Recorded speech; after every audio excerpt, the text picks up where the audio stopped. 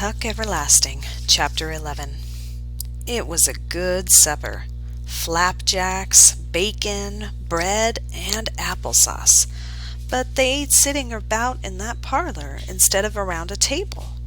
Winnie had never had a meal that way, and she watched them carefully at first to see what rules there might be that she didn't know about. But there seemed to be no rules. Jessie sat on the floor and used the seat of a chair for a table, but the others held their plates in their laps. There were no napkins. It was all right, then, to lick the maple syrup from your fingers. Winnie was never allowed to do such a thing at home, but she had always thought it would be the easiest way. And suddenly the meal seemed luxurious. After a few minutes, however, it was clear to Winnie that there was at least one rule. As long as there was food to eat, there was no conversation.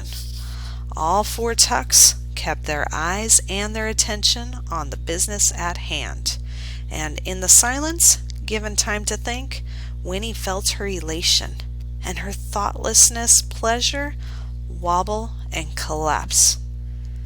It had been different when they were out of doors, where the world belonged to everyone and no one. Here, everything was theirs, alone. Everything was done their way. Eating, she realized now, was a very personal thing, not something to do with strangers. Chewing was a personal thing, yet here she was, chewing with strangers in a strange place. She shivered a little and frowned, looking round at them. That story they had told her. Why, they were crazy, she thought harshly, and they were criminals. They had kidnapped her, right out of the middle of her very own wood, and now she would be expected to sleep all night in this dirty, peculiar house. She had never slept in any bed but her own in her life. All these thoughts flowed at once from the dark part of her mind. She put down her fork and said unsteadily, "I want to go home." The Tucks stopped eating and looked at her, surprised. May said soothingly, "Why, of course you do, child. That's only natural. I'll take you home. I promised I would. Soon's we's explained a bit as to why you got to promise you'll never tell about the spring.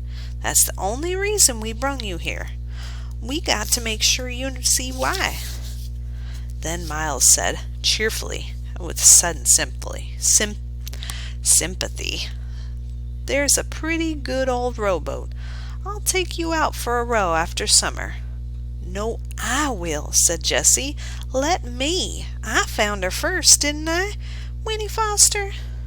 Listen, I'll show you where the frogs are, and—" "Hush," Tuck interrupted. "Everyone, hush. I'll take Winnie rowing on the pond. There's a good deal to be said, and I think we better hurry up and say it. I got a feeling there ain't a whole lot of time." Jessie laughed at this and ran a hand roughly through his curls. "That's funny, Pa. Seems to me like time's the only thing we got a lot of." But May frowned. "You're worried, Tuck." "What's got you?" "No one saw us on the way up." "Well, now, wait a bit. Yes, they did, come to think of it. There was a man on the road just outside Tree Gap, but he didn't say nothing." "He knows me, though," said Winnie. She had forgotten, too, about the man in the yellow suit, and now, thinking of him, she felt a surge of relief. "He'll tell my father he saw me." "He knows you?" said May, her frown deepening. "But you didn't call out to him, child. Why not?" "I was too scared to do anything," said Winnie honestly. Tuck shook his head. "I never thought we'd come to the place where we'd be scaring children," he said. "I guess there's no way to make it up to you, Winnie. But I'm sure most awful sorry it has come like that. Who was this man you saw?" "I don't know his name," said Winnie, "but he is a pretty nice man, I guess. In fact, he seemed supremely nice to her now, a kind of savior." And then she added, "He came to our house last night, but he didn't go inside." "Well, that doesn't sound too serious, Pa," said Miles. "Just some stranger passing by." "Just the same, we got to get you home again, Winnie," said Tuck, standing up decisively. "We got to get you home just as fast as we can.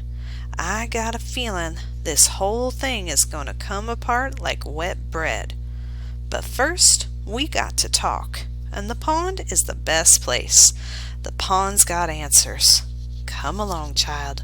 Let's go out on the water."